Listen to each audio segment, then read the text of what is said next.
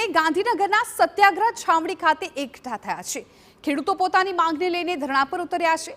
ગુજરાતના ખેડૂતો માંગ કરી રહ્યા છે કે ગુજરાતનો ખેડૂત નિરાધાર છે અને સરકાર આધાર બને। રાજ્યના ખેડૂતોના દીકરા દીકરીઓને ઉચ્ચ શિક્ષણ મળે તેવી પણ માંગ કરી છે। સરકારી જમીન ગામના નિરાધાર બહેનોને ફાળવવામાં આવે તેવી પણ માંગ કરી છે। ખેડૂત ભાઈ આત્મહત્યા ન કરે તેવી પોલિસી લાવવાની પણ માંગ કરવામાં આવી છે।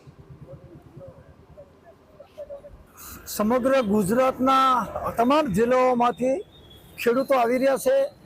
ખેડૂતોની એક જ માંગ છે, ગુજરાતનો ખેડૂત નિરાધાર આધાર બને સરકાર। સમગ્ર દેશના ખેડૂતોના દેવા નાબૂદ થાય। ગુજરાતના એક પણ ખેડૂતના દેવા તો નાબૂદ નથી થયા, પણ પાક ધિરાણ પણ માફ નથી થયું।